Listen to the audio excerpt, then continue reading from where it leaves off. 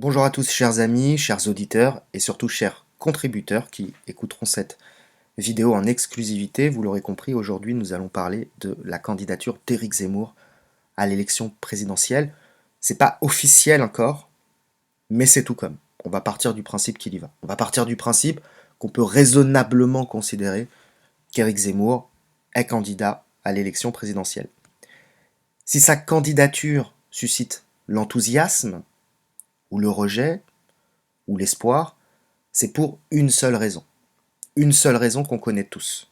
C'est parce que Éric Zemmour est la personnalité visible qui dénonce, avec le plus de talent, avec le plus d'irréférence, les innombrables conséquences désagréables de l'immigration de masse. Le reste de la pensée d'Éric Zemmour est anecdotique. D'ailleurs, la plupart des gens ne savent même pas ce qu'il pense en dehors de la question de l'immigration et d'un de ses corollaires qu'est l'islam.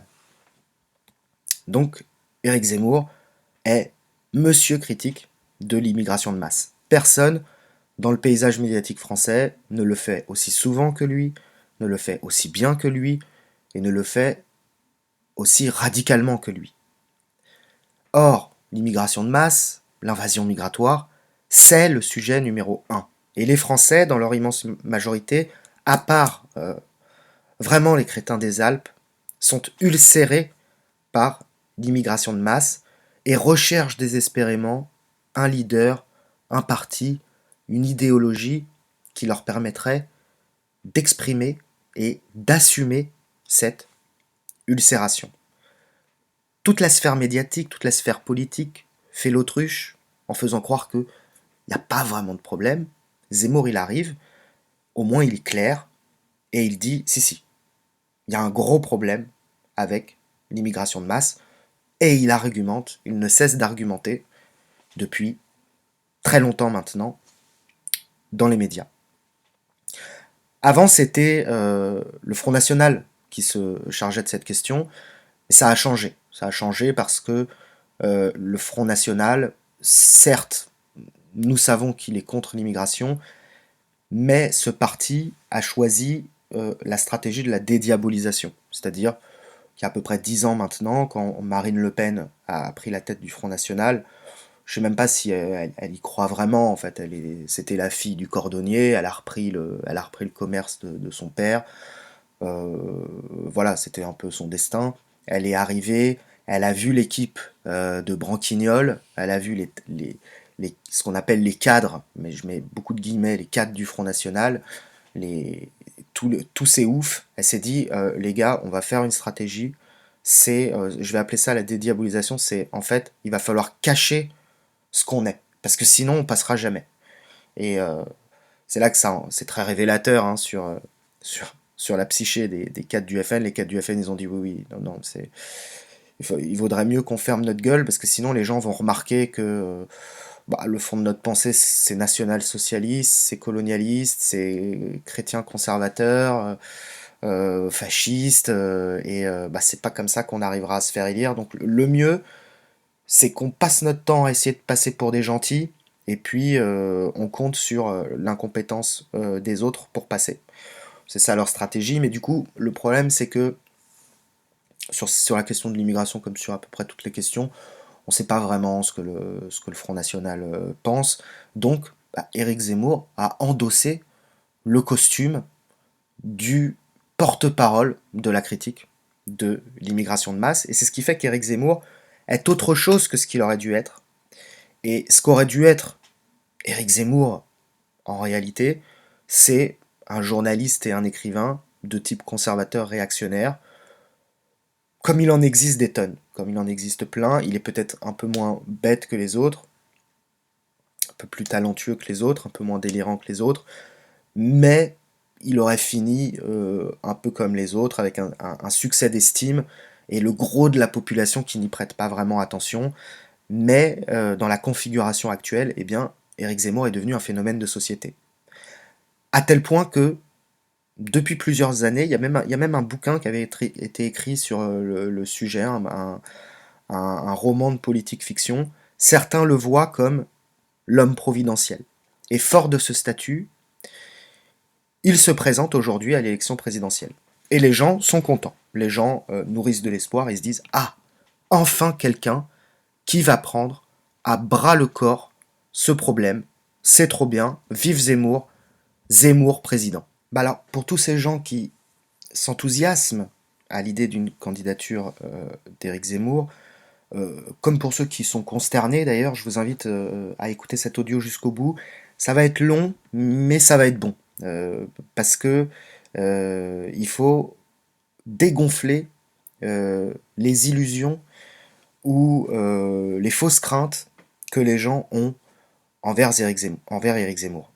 Et pour les plus enthousiastes d'entre vous, je vous spoil, je vais un peu casser votre joie.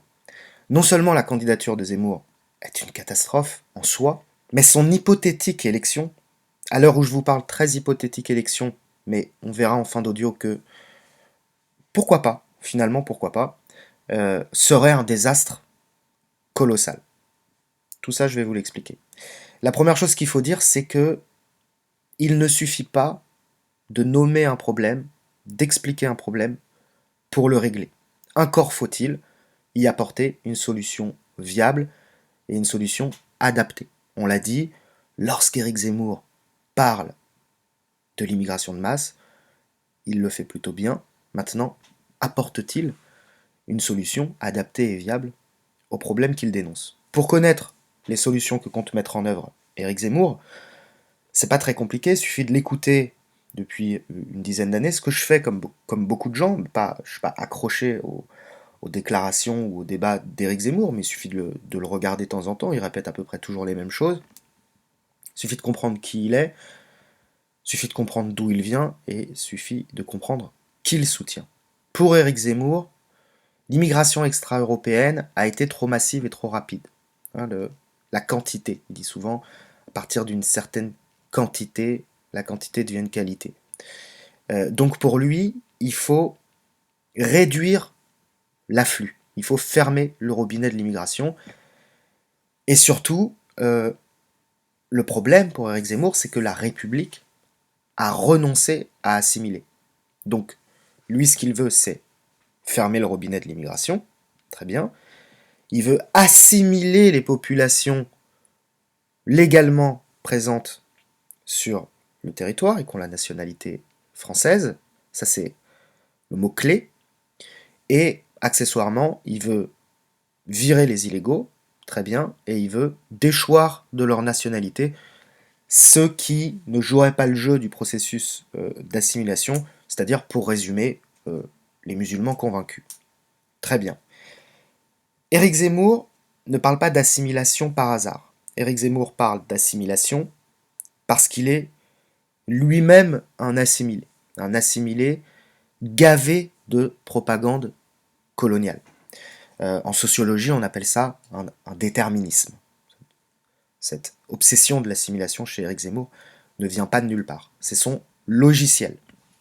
Alors, je vais faire au plus simple, parce que cette question de l'assimilation mériterait de plus longs développements, mais je vais essayer de vous en tracer les grandes idées. Éric Zemmour veut assimiler de la même manière qu'on assimilait au temps de la colonisation et de la Troisième République, si chère à son cœur, parce que le concept d'assimilation est consubstantiel au concept de colonisation. Donc comment compte-t-il s'y prendre? Déjà, il veut désislamiser en masse, avec de la bonne grosse propagande républicaine à l'ancienne, c'est-à-dire avec de la Marseillaise le matin, avec du roman national à l'école, avec du Nos ancêtres les Gaulois, du lever de drapeau, les racines chrétiennes de la France, La France ne s'est jamais remis de la mort du roi, avec des prénoms du calendrier obligatoires pour les étrangers, et surtout à grands coups de valeurs de la République et de laïcité au forceps. C'est ça le projet assimilationniste d'Éric Zemmour, et c'est logique, puisque c'est comme ça qu'il s'est assimilé lui-même à la France. Il veut reproduire ce qui a marché pour lui. Alors, je vous l'annonce tout de suite, ça ne marchera pas, parce que ça ne peut pas marcher. Ça marche sur certains individus qui désirent ardemment être assimilés, ce qui est très certainement son cas, ça ne marche pas à l'échelle collective. Ça ne marche pas sur les masses. On a déjà essayé. Ça s'appelle la colonisation. Et ça ne s'est pas très bien terminé. Et à juste titre. Parce que l'assimilation de populations entières, c'est un projet totalitaire. C'est un projet liberticide. Et en définitive, c'est quelque chose d'ignoble qui relève de la logique du viol. Vous allez me dire, le mot est fort, mais ça n'est pas qu'une façon de parler. Assimiler, c'est faire pénétrer par contrainte, violence ou ruse dans l'orifice cérébral des valeurs, des principes, à des populations qui ne les partagent pas et qui n'en ont jamais exprimé le désir. Et ça sert à intégrer à l'intérieur d'un peuple des populations alors que ce peuple n'en a jamais exprimé le désir non plus. De ce fait, les populations assimilées nourriront éternellement une rancœur, un ressentiment envers l'assimilateur. C'est exactement ce qui se passe avec le mouvement indigéniste en ce moment. En plus, c'est une idée quelque part stupide, puisque adhérer à un corpus de valeurs, si complexe soit-il, si juste soit-il, si brillant, si équitable soit-il, n'aboutit pas à l'appartenance pleine et entière au peuple qui a élaboré ce corpus. Je peux adhérer au principe du bouddhisme, ça ne fera jamais de moi un Tibétain. Parce que la psyché d'un peuple est bien plus complexe que l'ensemble des valeurs et des principes que ce peuple pourra formuler et qui, en plus, sont nécessairement biaisés par le contexte. Cette vision de l'assimilation, c'est de l'impérialisme simpliste et rétrograde. Mais Zemmour y croit dur comme fer. Il y croit dur comme fer parce qu'il en est le fruit. C'est pour ça qu'Éric Zemmour n'aime pas qu'on parle mal de la colonisation, par exemple. Ça lui fait mal. Il ressent toujours le besoin de rappeler que la colonisation a eu aussi des effets positifs. Alors là, attention, je vais utiliser une métaphore. Vouloir débattre des effets positifs de la colonisation, c'est comme vouloir débattre des effets positifs du mariage forcé d'une fillette de 12 ans. C'est un débat taré, mais effectivement, si on veut la jouer tarée jusqu'au bout, ça peut se discuter. Les filles mariées à 12 ans, bah, elles ont un toit sur la tête, elles ont des enfants, et si elles développent le syndrome de Stockholm, elles pourront, à la longue, tomber amoureuses de leur mari violeur, et elles pourront défendre, avec forte conviction, l'idéologie qui est à l'origine de leur mariage forcé. D'ailleurs, ça arrive tout le temps. Et si on pousse la métaphore un peu plus loin, Éric Zemmour, c'est un peu cette jeune fille de 12 ans mariée de force, ou plus exactement, c'est l'enfant de cette jeune fille mariée de force, donc il est un peu obligé d'y croire, sinon il n'existerait pas lui-même. Il doit son existence à ce viol originel, il est donc très difficile pour lui de le condamner complètement. Voilà, donc la solution assimilationniste d'Éric Zemmour, c'est de la merde, personne n'en veut, personne n'y croit. Zemmour ne dit pas qu'il va régler le problème de l'immigration de masse. Il nous dit, avec moi, le vivre ensemble, ça va marcher, on va le faire. On va le faire de manière bien autoritaire, et faites-moi confiance, ça va marcher, ça a marché avec moi. Bon, ça a foiré lamentablement pendant la colonisation. Tous les racisés nourrissent une haine viscérale contre les Occidentaux à cause de ça. Mais Zemmour nous dit, faites-moi confiance, avec moi ça va marcher. Bah non, ça va pas marcher. Je sors un peu du sujet, mais la solution, c'est pas du tout l'assimilation. C'est au contraire le séparatisme, qui est un processus intuitif. Face à l'assimilation autoritaire et liberticide, il faut opposer le séparatisme, qui est le fruit d'une politique libérale, en fait. Et c'est très facile pour faire du séparatisme, il n'y a rien besoin de faire, ça se fait tout seul. Et ensuite, eh bien, il faudra envisager la relocalisation des étrangers importés en masse sur notre territoire. C'est ça, régler le problème de l'immigration de masse. Mais passons parce que, en fait, la solution assimilationniste d'Éric Zemmour, c'est pas le pire. Il y a encore pire que ça. Zemmour, sa famille politique, son logiciel, ses réseaux, les réseaux sur lesquels il s'appuie, parce qu'il n'est pas tout seul, Zemmour, on ne se présente pas à une élection présidentielle tout seul. Il faut être sûr d'avoir des soutiens, et il faut être sûr, une fois qu'on est élu, d'avoir des cadres qui pourront exercer les fonctions régaliennes. Et les réseaux sur lesquels s'appuie Éric Zemmour, c'est les réactionnaires et c'est les conservateurs. Et c'est logique puisque sur à peu près tous les sujets, Éric Zemmour, c'est ça. Et les réseaux qu'il soutiennent, c'est ça. Ce sont les catho-bourges, en gros. Les catho-bourgeois. Zemmour est complètement sur leur ligne. Zemmour est un fils de prolétaire, mais qui a fait des hautes études. Et parce que la pensée réactionnaire, conservatrice, était plus proche de sa psyché orientale, il s'y est assimilé aussi. Donc c'est un double assimilé. C'est un assimilé à la France par la propagande coloniale, et puis c'est un assimilé à la bourgeoisie catholique réactionnaire. Et il pense comme eux sur tous les sujets. Sur les relations hommes-femmes, par exemple, les relations hommes-femmes, le couple, les rôles genrés, c'est un pur réactionnaire. C'est quand même quelqu'un, je l'ai entendu dire ça dans une émission avec Thierry Ardisson, qui pense qu'un homme qui change les couches de ses enfants, c'est un homme dévirilisé et qu'il participe à la féminisation de la société. Je sais pas si vous voyez le niveau. Donc, sur tous les sujets, Éric Zemmour, c'est le vieux logiciel moisi des conservateurs réactionnaires judéo-chrétiens. Que ce soit sur l'avortement, la nation, le christianisme, le travail. Zemmour le tient absolument à réhabiliter Pétain, par exemple. Il veut rechristianiser, voilà, c'est ça son truc. Pour mieux comprendre tout le logiciel zemmourien, faut comprendre que il va devoir s'appuyer pour gouverner sur les cadres de la sphère catho-bourge. Et ces cadres, il n'y en a pas 100 000 en réalité. Et il y en a deux qui me viennent en tête, et il y en a deux que je vais présenter, c'est Patrick Buisson et Philippe de Villiers.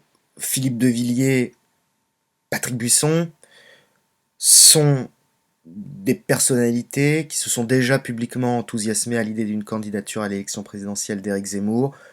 C'est très, très certainement des personnalités sur lesquelles il aura à cœur de s'appuyer et auxquelles il donnera un portefeuille ministériel si jamais il est élu. C'est le genre de choses auxquelles on peut s'attendre. Alors on va commencer par Philippe de Villiers. Philippe de Villiers, bon, je ne vais pas faire sa présentation, tout le monde voit à peu près de qui je parle. C'est un type qui, depuis des années et des années, a sorti tellement d'énormités sur à peu près tous les sujets que c'en est un sketch. C'est un catholique intégriste caricatural. Et sa dernière sortie, à l'heure où je vous parle, donc il est passé à la télé ou alors il est passé à TV Liberté, mais peu importe, c'est la parole publique, quand même, c'est très important. Il a déclaré qu'il a guéri du Covid grâce au traitement d'Éric Raoult, alors qu'on a la certitude scientifique aujourd'hui que le traitement d'Éric Raoult n'est pas efficace, mais surtout qu'il a été soigné grâce au pastis. Donc pour De Villiers, la science, la recherche scientifique, Big Pharma, tout ça c'est des vendus, tout ça c'est des incapables. Rien ne vaut les traitements naturels, et le pastis ça fonctionne très bien. Je sais même pas pourquoi on s'emmerde la vie à faire de la recherche. Tout est dans la nature. Tout est dans la nature. C'est la médecine catholique. Et le mec sort ça sérieusement. Mais il passe sa vie à dire des débilités complotistes, à relayer des débilités complotistes, des énormités sur le transhumanisme, la GPA, la PMA. Il est tapé. Il est tapé, De Villiers. Il est tapé dans sa tête. Et peut-être qu'une fois élu, Éric Zemmour le nommera ministre de la Santé. On ne sait pas trop. Après, il y a Patrick Buisson. Patrick Buisson, c'est autre chose, parce que pour voir en Philippe de Villiers quelqu'un de sérieux, quelqu'un de compétent, quelqu'un de charismatique, quelqu'un de désirable, faut être un demeuré congénital. Alors que Patrick Buisson, ça fait très sérieux. C'est beaucoup plus présentable. Patrick Buisson a déclaré: j'ai plus de respect pour un musulman qui fait sa prière 5 fois par jour qu'un bobo écolo en trottinette. J'ai plus de respect pour la pudeur d'une femme voilée que pour une Lolita de 13 ans en string. Fermez les guillemets.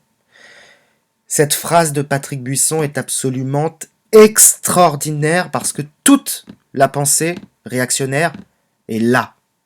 Il y a un degré de folie dans cette phrase, un degré de haine de l'Occident, de haine de soi, qui dépasse l'entendement humain. Je pourrais faire une exégèse de cette citation, tellement c'est dingue. Je pourrais vous en parler pendant des heures. Mais encore une fois, je vais aller au plus simple. Quand Patrick Buisson voit un type en trottinette, il fait un arrêt respiratoire et il se dit que l'Occident mérite de mourir. Et pareil quand il voit des filles de 13 ans en string. Alors ça, c'est dans sa tête. Parce que des collégiennes, des gamines en 5e qui se baladent le string à l'air pour aguicher les hommes, ça n'existe que dans sa tête. Hein, personne n'en voit jamais. Ou alors ce sont des filles à problème qui sont suivies par une assistante sociale et par un psy, ou alors ce sont des images que lui-même sexualise alors qu'il n'y a rien à sexualiser. Mais je ne sais pas où il a vu que en Occident, il y avait des gamines de 13 ans qui se baladaient en string. Enfin bon, peu importe, de toute façon c'est une phrase de malade mental. Je vais aller directement à l'essentiel. Pour Patrick Buisson et pour l'ensemble des catobourges comme lui, si l'Occident est en train de mourir, du moins c'est ce qu'il croit, parce que en fait l'Occident n'a jamais été aussi puissant qu'aujourd'hui, mais si l'Occident est envahi par des extra-européens, c'est pour Patrick Buisson, d'abord et avant tout, une punition divine. C'est parce que nous avons cessé d'être chrétiens. C'est parce que nous n'avons plus de pudeur. Comme si le voile, je reprends sa phrase, parce qu'il respecte la pudeur des femmes voilées, comme si le voile avait quelque chose à voir avec la pudeur. Mais, mon Dieu, comment... Je ne sais pas où il a vu qu'une pudeur pouvait être aussi ostentatoire, et le voile est un outil d'oppression qui n'a rien à voir avec la pudeur. Donc, si on est puni, c'est parce qu'on n'est plus chrétien, parce qu'on n'a plus de pudeur, c'est parce qu'on roule en trottinette, c'est parce qu'on est écolo. Et finalement, eh bien pour Patrick Buisson, les musulmans, ils sont mieux que nous. Ils sont mieux que nous parce que ils n'ont pas de gay pride. Bah oui, ils n'ont pas de gay pride. Et puis ils n'ont pas de féministes à cheveux bleus qui font chier.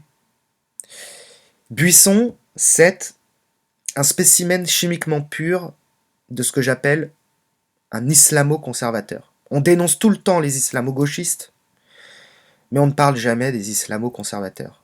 Les islamo-gauchistes se soumettent par lâcheté, par opportunisme, par démagogie, aux revendications délirantes des minorités ethniques.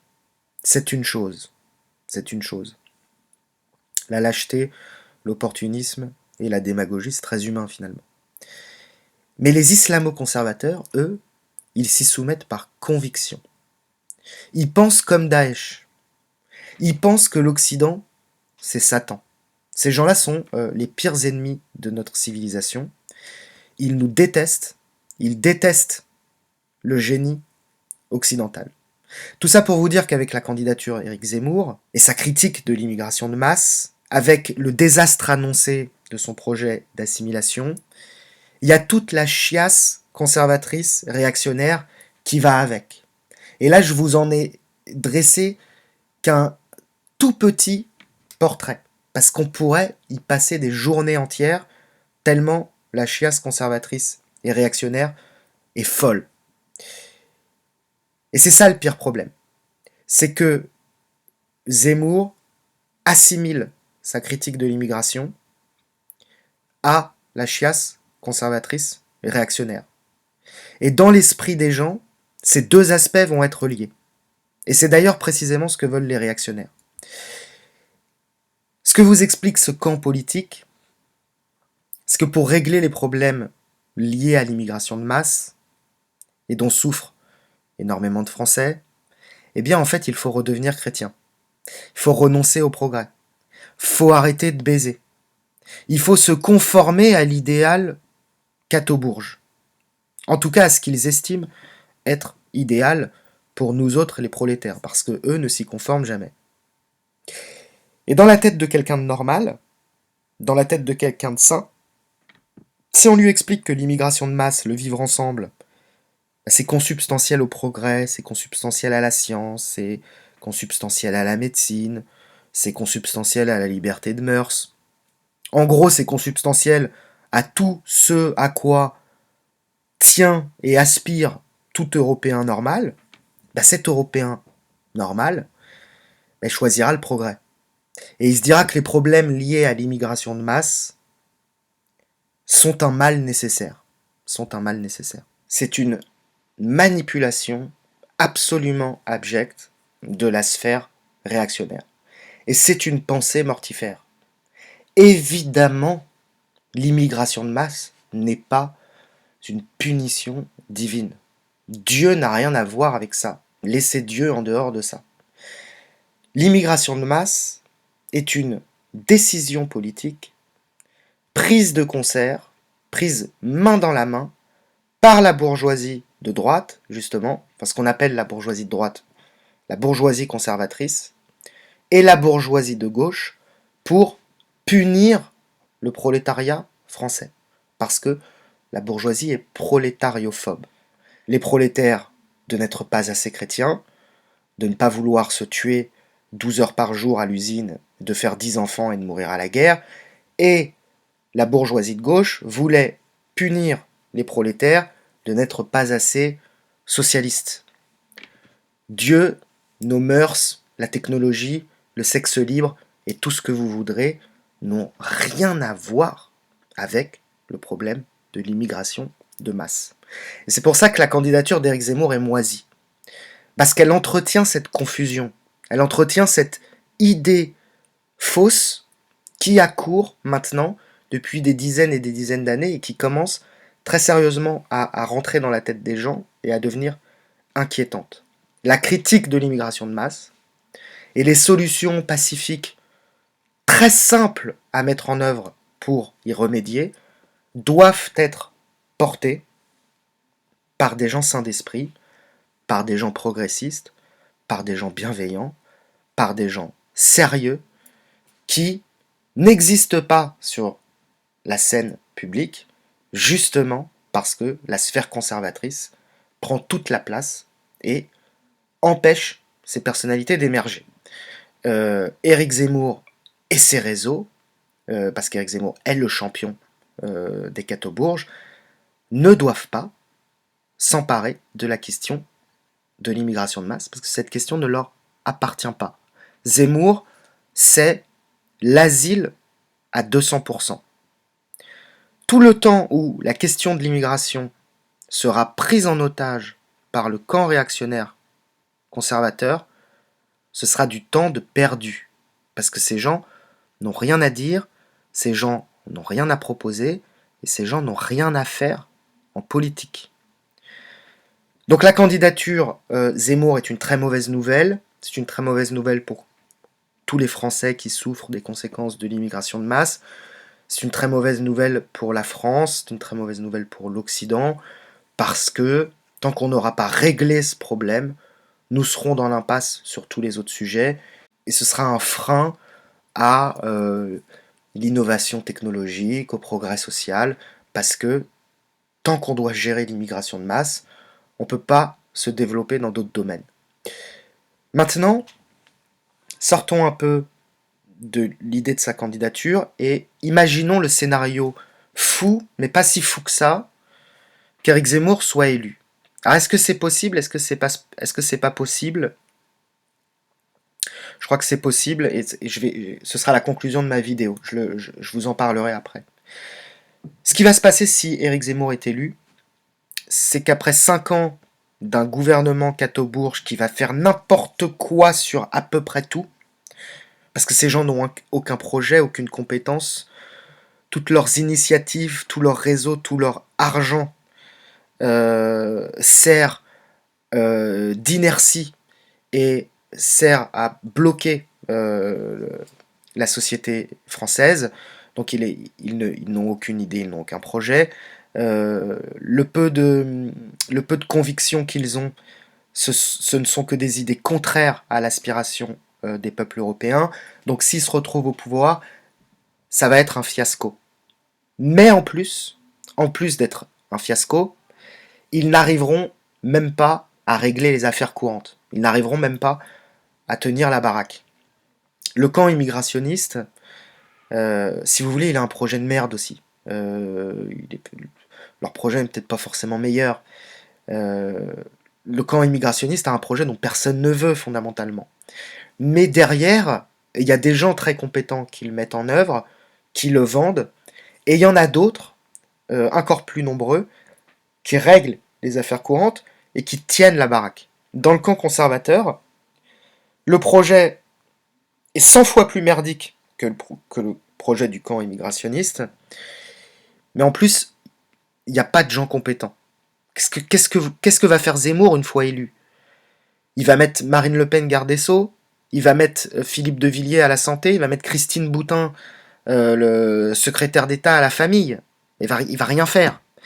Donc les gens vont, au bout de 5 ans de cette médecine, ils vont être dégoûtés et vont faire un rejet massif. Derrière ça, c'est tout le camp immigrationniste qui va repasser. Et qui va repasser pour 50 ans. Est-ce que le peuple en aura tiré avantage? Non.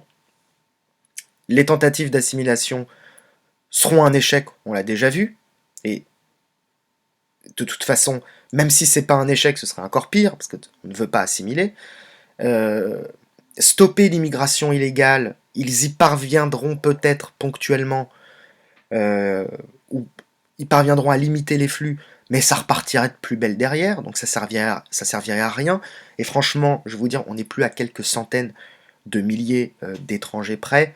La relocalisation et la remigration nécessitera des mesures qui de toute façon devront être mises en œuvre et qui ne... 1 million, 2 millions, 3 millions de personnes en plus, ça ne changera pas grand-chose.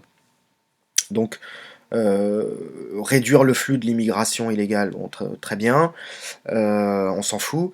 Déchoir de leur nationalité les éléments les plus problématiques, je pense même pas qu'ils y arriveront, parce que ils auront de toute façon toutes les forces motrices du pays contre eux. C'est-à-dire les entrepreneurs, les fonctionnaires, les hauts fonctionnaires, les décideurs, enfin tout ce que vous voudrez. Tous ces gens-là vont faire bloc pour saboter les initiatives du gouvernement, de l'hypothétique gouvernement d'Éric Zemmour. C'est ce que le camp réactionnaire appelle d'ailleurs très pompeusement l'État profond. L'État profond, il saboterait toutes les initiatives parce que les forces motrices d'un pays, et la France n'échappe pas à cette règle, les forces motrices d'un pays sont profondément anti-réactionnaires. Alors là, si vous êtes un peu malin, vous voyez où je veux en venir. Finalement, c'est peut-être ça qui va faire gagner Éric Zemmour. Les réactionnaires conservateurs, ils ont été désignés, à l'époque par Mitterrand et Attali, comme l'opposition officielle. On nous les a imposés comme l'opposition officielle. On vous a dit, bon bah nous, ça c'est la droite, ça c'est l'extrême droite, puis c'est l'opposition. Et puis nous, on est l'arc républicain, et puis si vous êtes contre nous, vous êtes avec les réactionnaires et les conservateurs. Ça c'est une stratégie qui a été mise en place par Mitterrand et Attali à l'époque, parce qu'ils savaient qu'avec une opposition aussi merdique, ils auraient les mains libres pendant des décennies. Et ils ont eu raison. Aujourd'hui, au regard de la situation actuelle, du fiasco qu'a été le quinquennat de Macron, de 40 ans de dégradation progressive de nos services publics, de notre qualité de vie, de notre sécurité, ça commence à sentir le moisi, et les mêmes seraient peut-être tentés de se dire, aujourd'hui, finalement, est-ce que ce serait pas le moment de faire passer Zemmour, ses copains du RN et la frange la plus conservatrice des Républicains, voilà, qui ferait une espèce de coalition? Est-ce que ce serait pas intéressant de les faire passer pour qu'ils se ridiculisent pour qu'ils échouent lamentablement, et puis comme ça, nous derrière, on reprend les rênes, et on a les mains libres pendant encore des dizaines et des dizaines et des dizaines d'années. Ben, franchement, si j'étais le patron d'un think tank, euh, si j'étais le patron d'un think tank, type arc républicain, quoi, actuel, avec le projet actuel, ben, je me dirais finalement c'est peut-être le moment d'envisager ce genre de choses. On aurait peut-être tout à y gagner finalement. Et c'est pour ça que s'enthousiasmer publiquement de la candidature d'Éric Zemmour, c'est, si vous voulez, il n'y a que les gens qui n'y connaissent rien en politique. Il n'y a que le camp conservateur réactionnaire lui-même qui va dire ouais, c'est super, ça va faire avancer nos idées. Et il n'y a que des gens désespérés qui peuvent raisonnablement croire que ça va faire, que ça va améliorer leur sort. En fait, ça va pas améliorer leur sort, ça va pas régler les problèmes de l'immigration de masse, au contraire, ça va les empirer, et ça va pas faire de mal au système en place, au contraire, ça va le renforcer. Donc, la candidature d'Éric Zemmour et son hypothétique élection, au contraire, si vous aimez la France, si vous aimez l'Occident, je vous jure, il vaut mieux que le banquier de Rothschild, il repasse 5 ans. Parce que lui, en fait, il fait tellement de la merde que il crée du séparatisme, et puis, au final, bah, il a ses petits cadres qui tiennent la baraque, et puis, il ne fait rien qui ne soit pas irréparable. Alors qu'un Zemmour, ce serait authentiquement une catastrophe. Bon, j'espère que cet audio vous aura plu. Alors pour ceux qui ont écouté jusqu'au bout, bah déjà merci d'avoir écouté jusqu'au bout. Je le dis jamais, mais abonnez-vous, laissez un pouce bleu parce que ça coûte rien et que ça permet un meilleur référencement de mes vidéos. Si cette vidéo vous a plu, bah, c'est une vidéo que je propose en exclusivité à mes contributeurs. Il y a deux types de contributions, une à 3 euros, une à 7 euros.